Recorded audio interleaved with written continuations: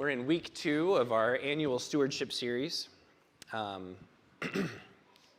We're reusing a series name from several years ago called Better Stewards, Growing in Grace. We have this kind of funny habit of doing our annual stewardship series the 2 Sundays that fall between All Saints, All Souls, and Christ the King Sunday. And in the beginning of my time at Jacob's Well, this was something that I was really trepidatious about. Even before I was hired, I told the story last week. I'm going to tell it again this week just because I love the story. I remember standing over here under these windows and Tim Poffenbarger and Micah Stickling telling me, you have to talk about money. I hadn't even been hired yet. If you're the pastor here, one of the things you have to do is talk about money. And I was like, oh, great, thanks. They had a lot of reasons why I needed to do that, but it was a bold lead, and I've entered into that task with fear and trembling, but I've done it every year. That first year, I wanted to be really intentional about understanding stewardship as more than a euphemism about giving money to church, right? Because that's often what it is. It's a euphemism for just giving money to this church. But stewardship is so much bigger than just that. And as such a large and multi-textured topic, it has to be handled with some care. And so that first year, we did a 7-week series on stewardship. And I only talked about money twice. Now I only do 2 weeks each year, and I generally only talk about money once. But there's been an interesting change in my own feelings about it. I used to be afraid. I used to be afraid of these 2 weeks, and now I think I actually have started to enjoy it. Because stewardship is more than how you give money to church or a charity. And it's more than how you give money to this church. Stewardship is the idea of caring for someone else's estate, right? If you are a steward, it means that you have been placed in charge of taking care of somebody else's stuff. If you think about Joseph in the Old Testament, when he's sold into slavery in Egypt, his management skills gain him a place of standing in Potiphar's house. And he's in charge of all of Potiphar's things and his money until he has a very uncomfortable encounter with Potiphar's wife that gets him thrown in jail. And he spends quite a bit of time in jail where his gift for interpreting dreams comes in handy. It gets a couple of other people out of jail. It eventually gets him out of jail, and then his stewardship skills again become known to Pharaoh, and he is in charge of all of Pharaoh's stuff. He's second in command in the empire.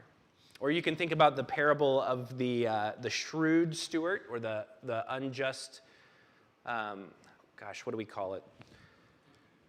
The wise as serpents, or shrewd as serpents and innocent as doves. The unjust steward, the guy who acts, he does things that technically are wrong, but it gets him praise from the guy who's fired him.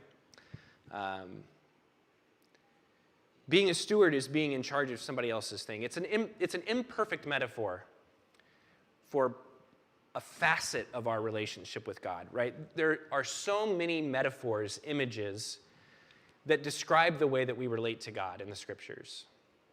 There's the idea of sonship, right? And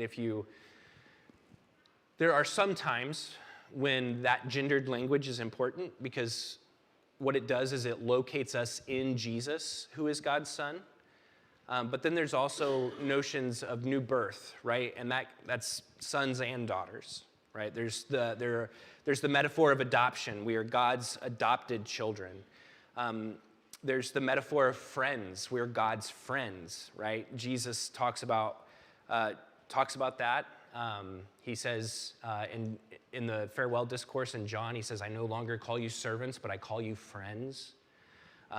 Abraham is called a friend of God. And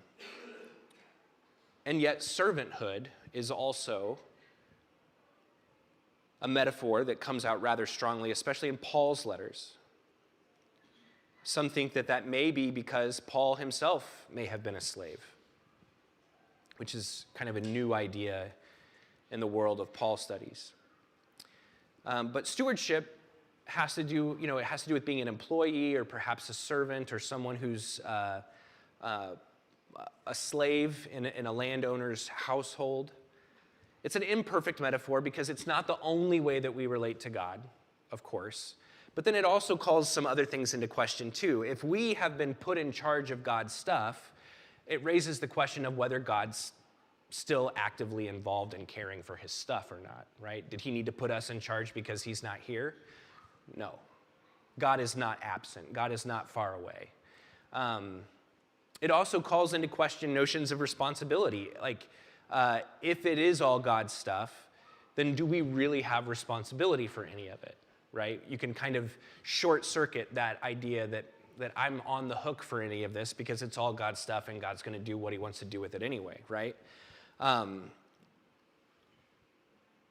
So the idea about becoming better stewards and growing in grace specifically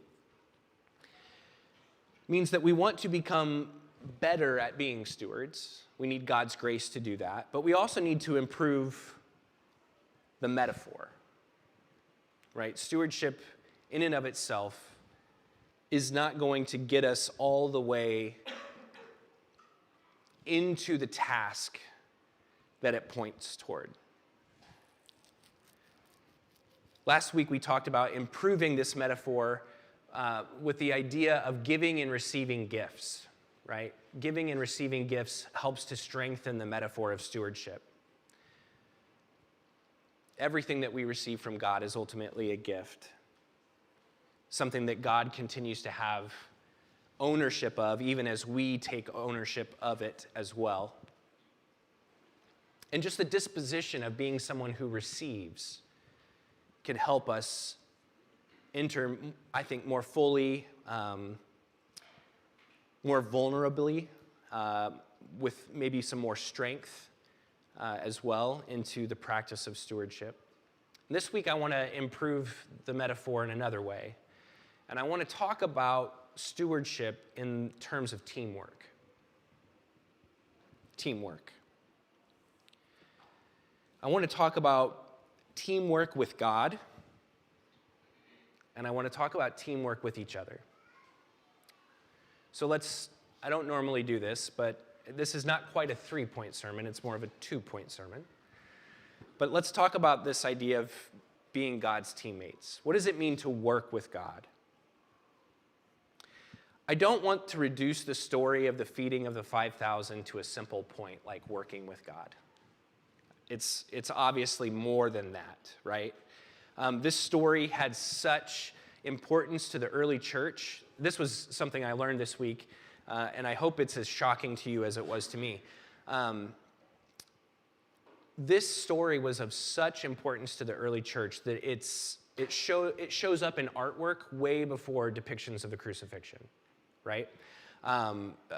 You have the Good Shepherd, usually depicted as a young boy with a sheep on his shoulders. You have the story of Jonah, depicted in Christian art, and then you've got the feeding of the 5,000. And sometimes it would be as simple as the motif of fishes and loaves, right?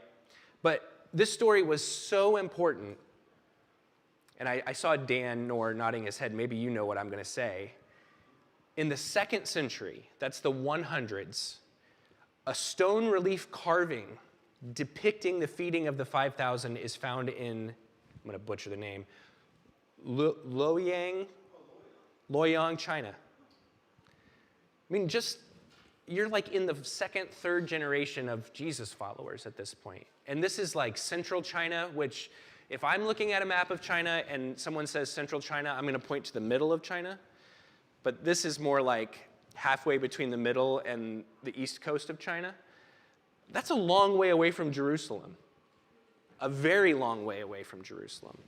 And so for this story to be depicted in such a far-flung place in the world in such a short amount of time speaks You know what's hilarious right now? The only word that's coming to my mind is hugely. And that is not a word that I want to use. Thank you. Speaks volumes about the importance of this story in the life of the early church. And yet this story can also serve as an illustration, an example of what it looks like to work with God, right? And to begin with, Jesus works with God in this story. Now, that's a complicated notion because of our doctrine of the incarnation and the doctrine of the Trinity. But Jesus is participating with God in providing sustenance for this very large group of people who are out in a desolate place, far away from shelter and far away from food. And Jesus exercises faith in God's plan. He exercises faith in God's generosity. He exercises faith in who God is to say that with such a small amount of food, we can feed such a large amount of people. Jesus blesses the food. He looks beyond the containers that hold it, at a girl, to heaven, to see it not as two separate places, but to see the earthly caught up in the heavenly, to say that what God is, this is one of those miracles of Jesus, and miracles can sometimes be a fraught topic, maybe not as often now as it once was, but we sought to kind of explain things away. But the thing about this miracle is that God is always growing grain. Right? God is always causing grain to grow. God is always causing fish to reproduce in the sea. There is what seems like, from our perspective as humans, almost a never-ending supply of these things coming through, right? In every generation, for as long as recorded history, we've been growing wheat, we've been growing grain, we've been fishing in lakes and seas and streams and oceans, and we've almost never run out of these things in any given place, right? And if you take it to every place, we have not yet run out of any of these things. And so what Jesus does in this miracle is kind of speed that process up, right? What I'm trying to say is that this is not somehow God ripping open the ceiling of the earth and coming down and touching it to make it do something that it doesn't already do, right? God is taking what already belongs to God and manifesting an abundance that God is always bringing about, just on a much shorter timeline than we're used to seeing it done. Now, that's not to take away from the spectacle. I mean, that's a cheap word. It's not to take away from the miracle that's happening here. But what Jesus is demonstrating is in some way that everything that belongs to God is always enough and more for us. Everything that belongs to God is always enough and more for us.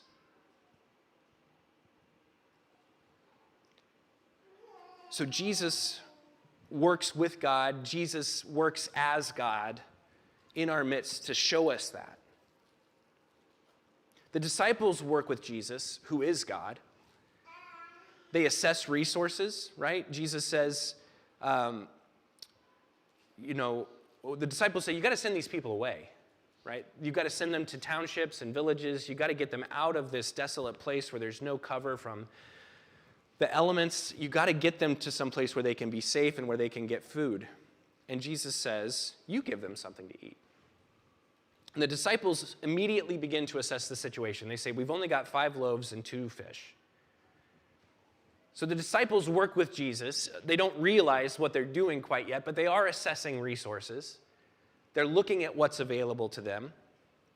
They're joining those resources together. We don't have the young boy coming to say, here, I've got my lunch pail. right? That only occurs in John's gospel. But you can imagine that it isn't just Jesus and the disciples who have these things, or it isn't just one person who has these things. The disciples are, if there's 5,000 men and, 10 to 20,000 people here, you can imagine the disciples are not walking through that whole crowd being like, who's got something? Who's got something? Who's got something? It's somewhere in that proximity they start to take stock, to assess their resources, and then join those resources together. We've got 5 loaves and we've got 2 fish. That's what we've got, Jesus. But then they listen to Jesus and they follow Jesus. Jesus says, you give them something to eat. Jesus says, you group them together in groups of 50 and have them sit down. And then after Jesus blesses and breaks these gifts, he has the disciples distribute them. You give them something to eat. So Jesus works with God, works as God. The disciples work with Jesus, who is God. Right? Teamwork. What does it mean to work with God?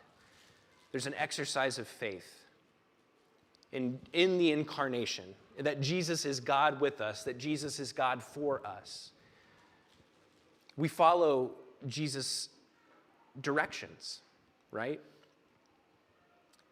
I think about that child in John's account, and that child does something that so often as adults we are unwilling to do, which is to share.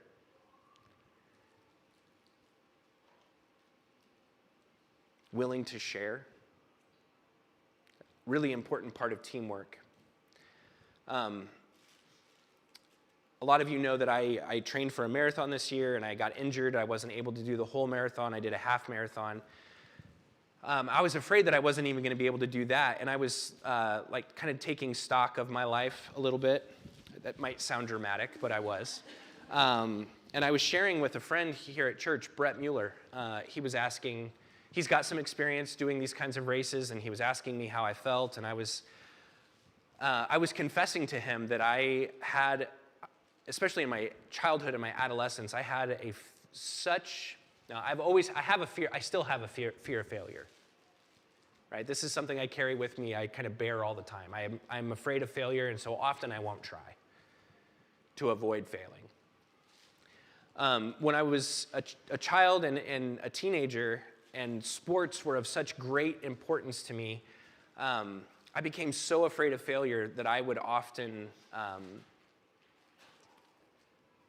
would fake injury so that I would not be put under the pressure of performing. And it was like counterintuitive to everything else.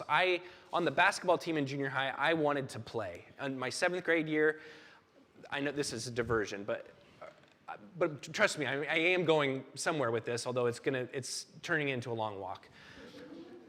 In 7th grade, I didn't see playing time for 9 games straight. And then in that 10th game when I got in, it was just 30 seconds at the end of the 4th quarter. And I was so disappointed and sad, and angry, that I resolved to be better in 8th grade. And so I worked as much as an 8th grader can work by himself over the summer, and I wanted to compete for a starting position in 8th grade. And I didn't quite get there, but I was usually the first or second person into the game off of the bench, and I did get to start a handful of games, especially when the guy ahead of me on the depth chart at point guard, when he would have a bad attitude and the coach wanted to punish him, he would say, "You have to watch Scotty start."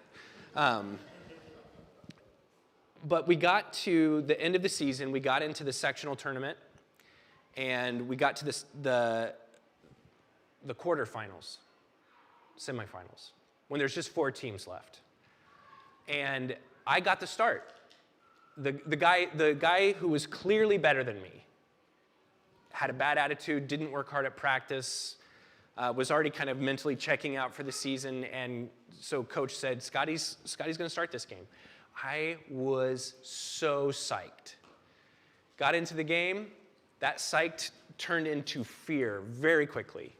And in the first couple minutes of the game, I got the ball in the lane, and I went to go, drive to the hoop, and I got hit by a bigger guy, probably their center. He knocked me over, and I landed really hard on my kneecap. And it did hurt, but not for very long. But I was so scared of failing my team and embarrassing myself that I sat out the rest of the game. I pretended like it was a worse injury than it was because I was afraid of failing. Teamwork requires the ability to share. If I had been willing to share my fears with my coach, what might that have done? What kind of conversations could that have opened up? If I can't imagine, there are some really remarkable 8th grade boys out there. There really are. I was not one of them. But what would a team look like if an 8th grade boy could tell his teammates, I'm afraid of failing. I'm afraid of screwing up. I'm afraid of letting you down.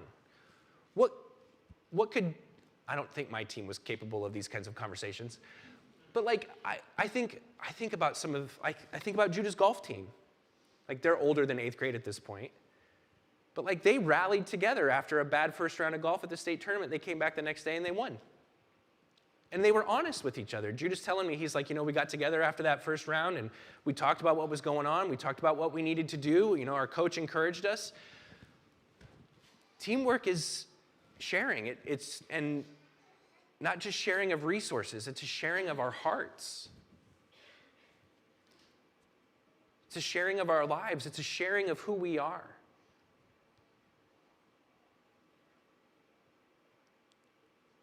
To work with God means to give God these things, as if they weren't already His. But He wants our hearts. He wants our lives, because out of them He can bring about divine abundance.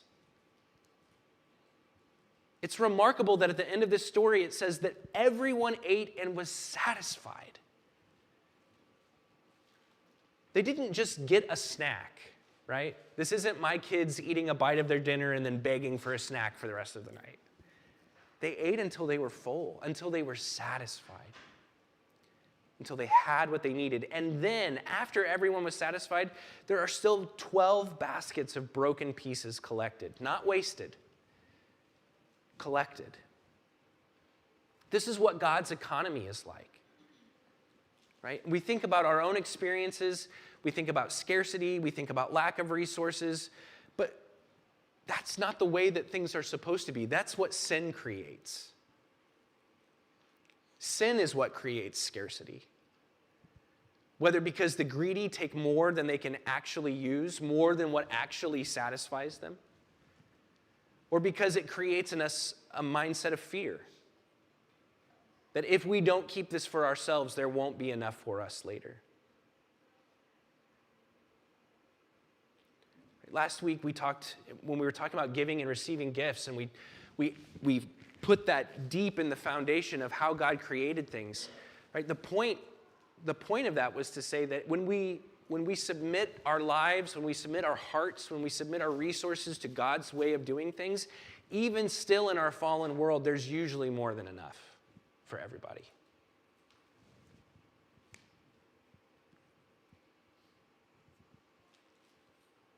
So that's a little bit, a taste of what it might mean to work with God, about what it means to work with God. What does it mean to work together? What does it mean to work with each other? Well, the church recognizes that together is a unity that's created by Christ. Right? Paul writes from prison. Rita read this for us. As a prisoner of the Lord, I urge you to walk in a manner worthy of the calling to which you have been called, with all humility and gentleness, with patience, bearing with one another in love, eager to maintain the unity of the Spirit in the bond of peace. There is one body and one Spirit, just as you were called to the one hope that belongs to your call, one Lord, one faith, one baptism, one God and Father of all, who is over all and through all and in all. Together is a unity that is created by Christ. And it's actually a gift, right? Grace was given to each one of us according to the measure of Christ's gift.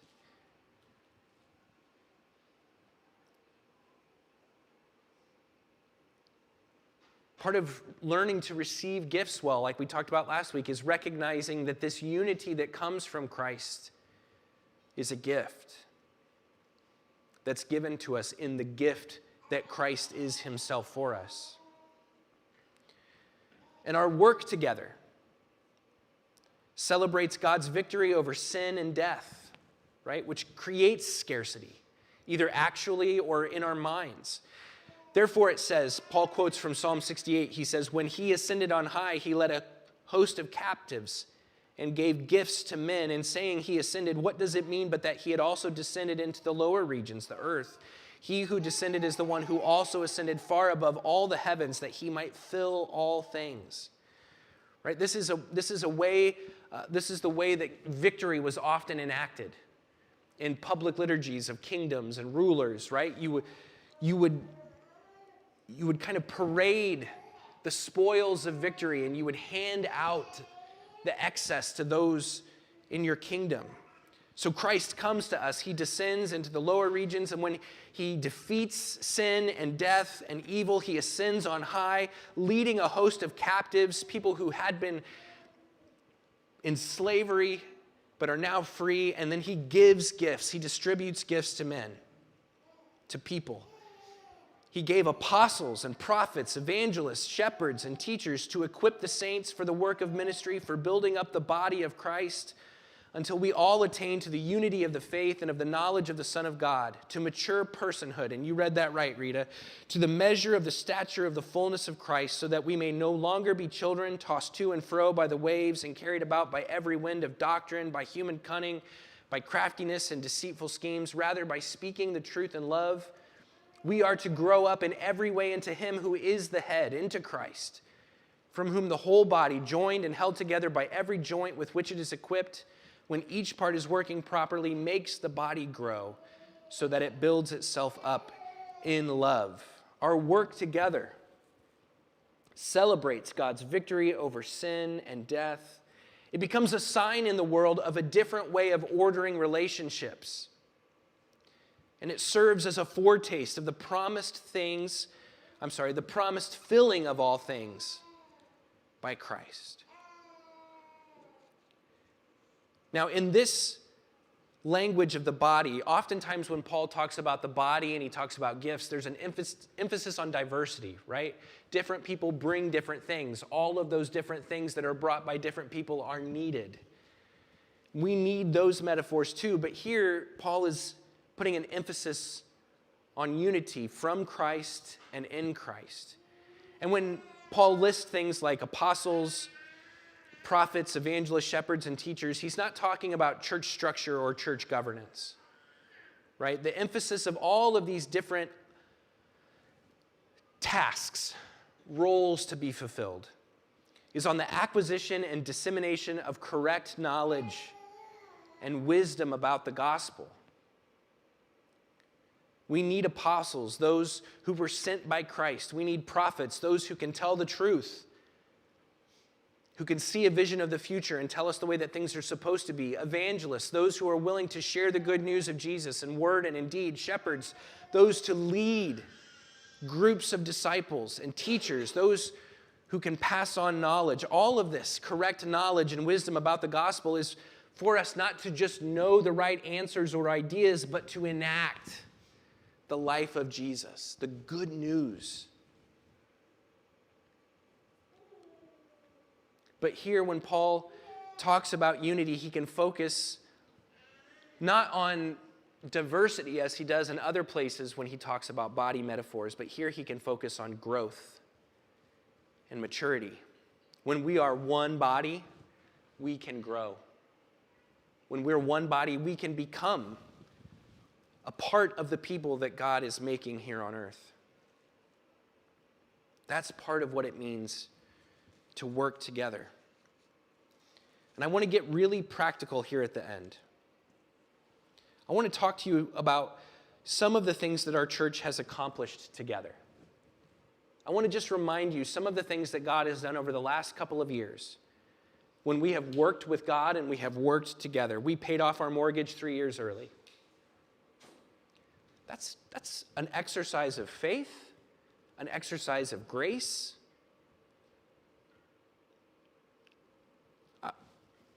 Our Lent almsgiving this past Lent.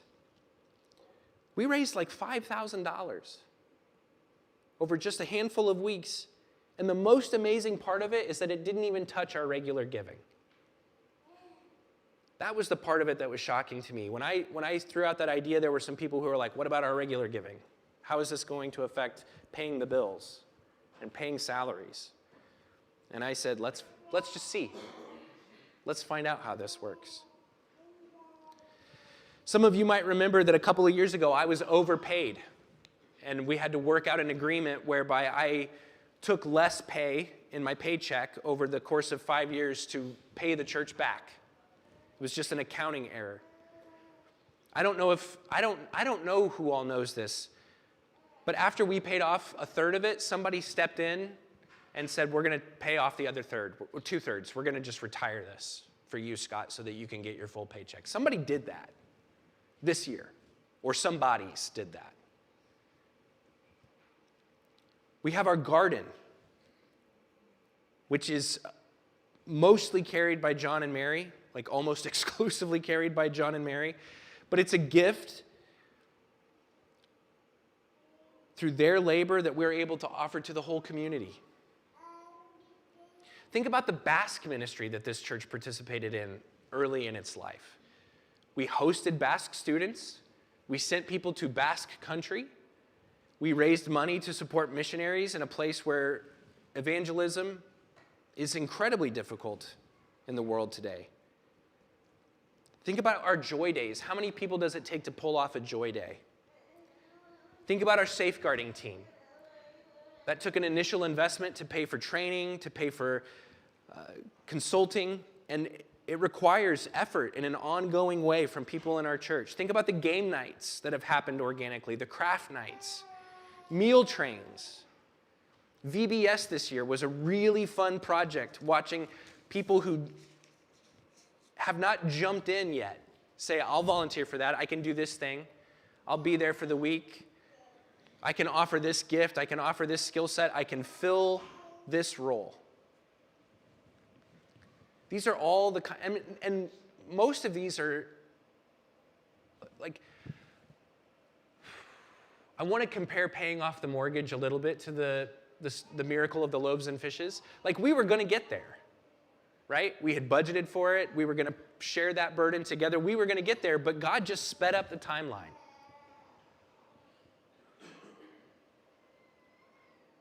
These are things that we were able to accomplish by working with God and working together.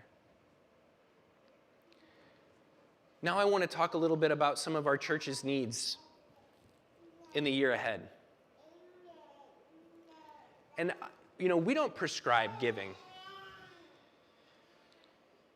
I love that you're just talking back.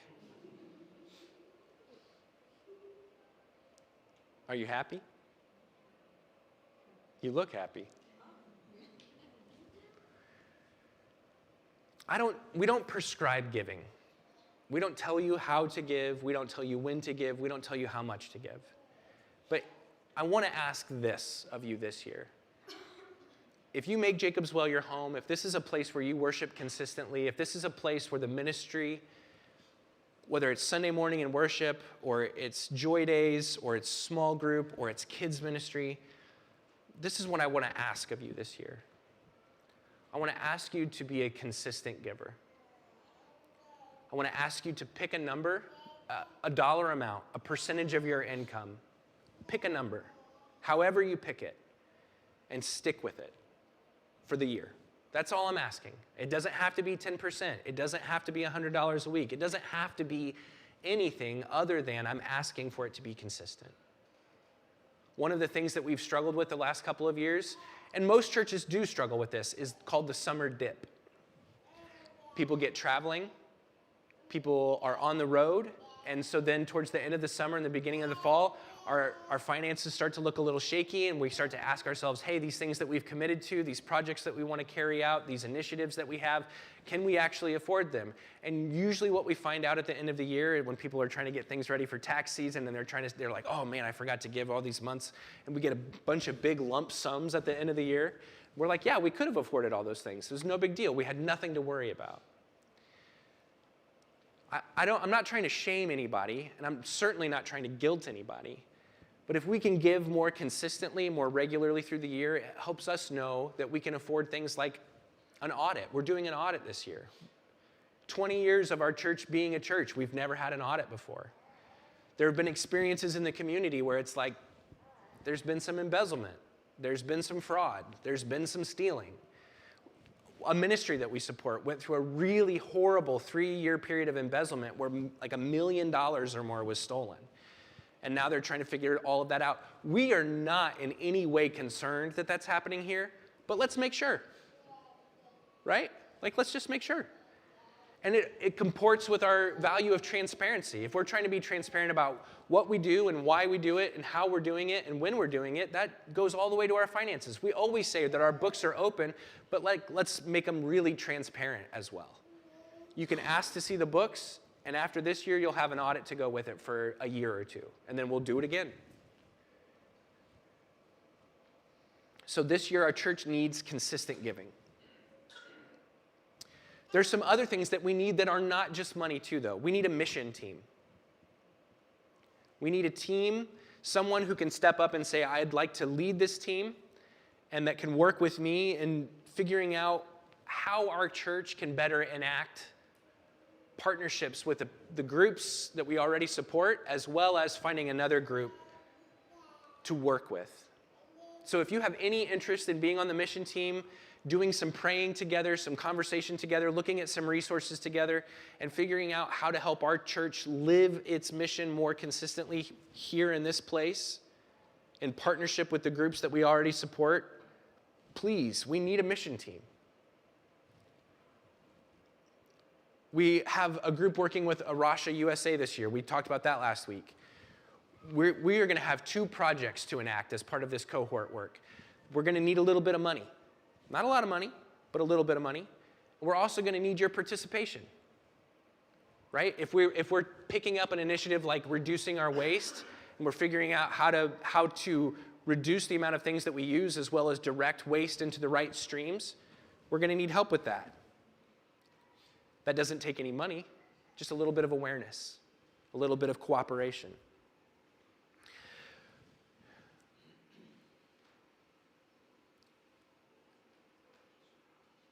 Here's a big one. I have an idea for a 3-phase building plan. I've talked about this a little bit with our elders. I've talked about this a little bit with some leadership team members. There are some of you who just visit me on Sundays or during the week, and I'm like, hey, wouldn't it be cool if we did this? Now, this is obviously a much bigger conversation. It's the kind of thing that is not going to hit go just because I want it. We have to pray about it. We have to discern. We have to save. We have to spend. But we feel like God has called us to this place, this piece of land, this real estate on purpose. We want to stay here. We're not looking to go somewhere else. We believe that this building is an important part of who we are. So we're not tearing it down and building a different one. We don't want to give up any of the garden space or the yards that we have. So how do we think about this space in a way where we're able to use it for the growing needs of our growing congregation? We need a little bit more space to just visit with each other. We need more fellowship space. How do we get that when we know that our main fellowship space downstairs is not friendly for those who have mobility issues? And so that we don't have to take apart our sanctuary all the time. How do we, right now downstairs, our kids' ministry is like bursting at the seams. We don't have anywhere to put a nursery. We haven't had a nursery since COVID. It would be nice if we had one. We don't have anywhere to put it. That would also require volunteers to staff the nursery on Sundays. We don't need a lot more space, but we do need to think about the space that we have more creatively. Where is the abundance that's already present in this space? And how do we expand the footprint just a little bit to get what we need?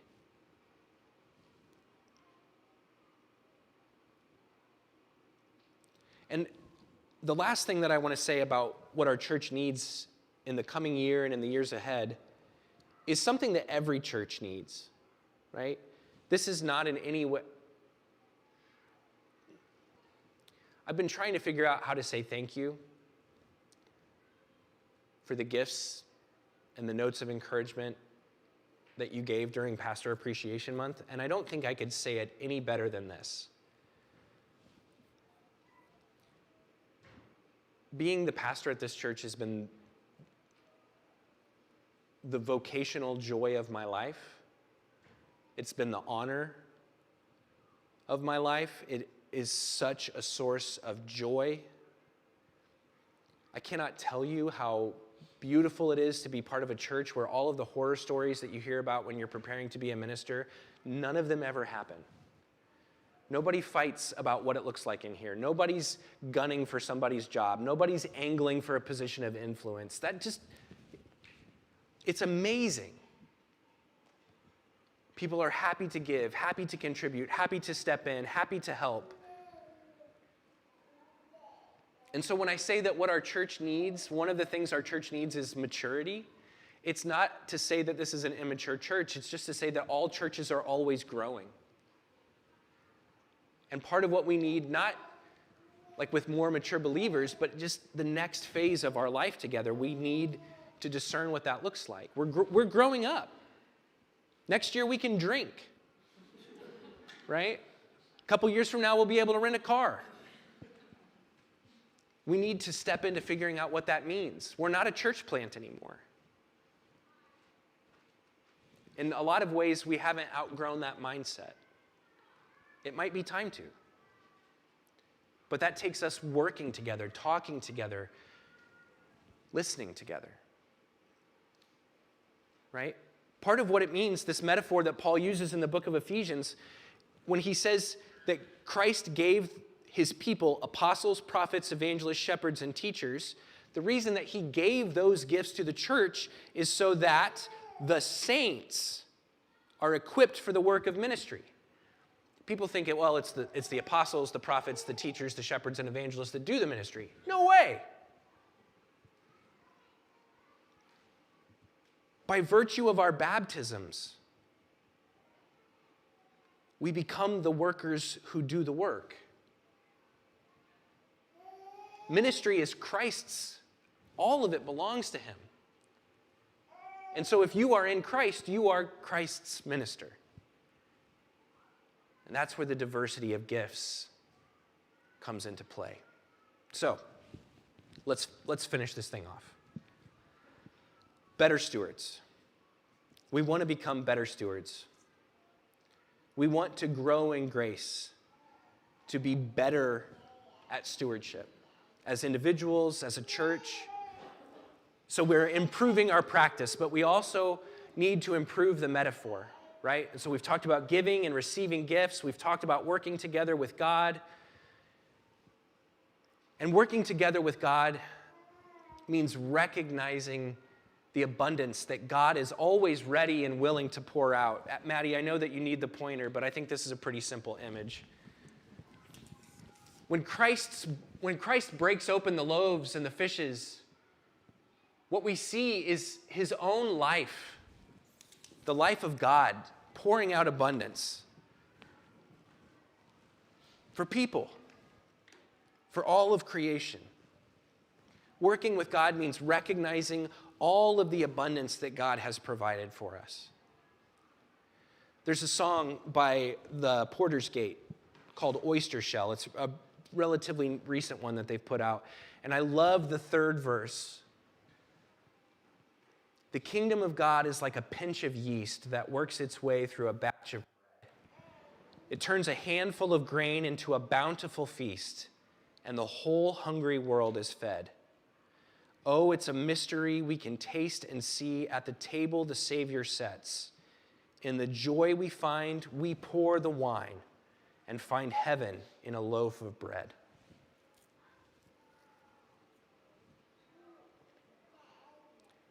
When we work with each other, we discover trust, we grow into maturity, and we put on love. So, as much as I enjoy this series, I'm glad it's ending right now. But I want to invite you, as we move through Thanksgiving and Christmas, and I don't want to rush us through anything, right? But we have these different calendars that we use to mark time, right? There's the academic calendar, there's the financial year, there's the civil calendar that goes from January 1 to December 31st. There's the church calendar that runs from the first Sunday of Advent through the last Sunday of Ordinary Time, which is next Sunday, believe it or not, Christ the King Sunday. But we're coming to the end of our civil year, which for a lot of us is also our financial year. And so as we get through the end of this year, and I know Thanksgiving is expensive, Christmas is expensive. I know. And I know that for a lot of people, January feels like catch-up time, right? How do we catch up on our finances? We got to save a little bit. We got to replenish. And so the last thing that I want for anybody in our church is for you to feel like you are poor because of what you're giving to our church. I don't want that, right? I don't want that at all. But as we step into the next year, as we think about our finances, both as individuals who contribute financially to the ministry of this church, and as a church that stewards those gifts, that trust, responsibly. As we also think about the other ways that we steward our time, our energy, our gifts, our contributions of presence and cooperation and love, I really want to encourage you to think about what it looks like to give in the year ahead. Financially, time. Maybe you're a leader and you're not leading here yet, right? That's been my favorite part of the Arosha experience, is to tell Dylan and Hannah and Rita, hey, I'm the pastor of this church and I'm on this team, but I'm not leading this team. You are. And it's been a joy to watch their organizational skills, their dreaming skills, their careful consideration of all of the details. Watch that come up because I said, I don't have to lead this. I want you to think about what it looks like for you to give to this church this year. And yes, money, but more than money.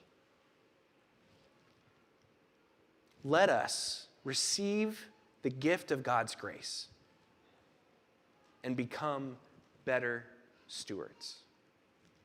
Let's pray together.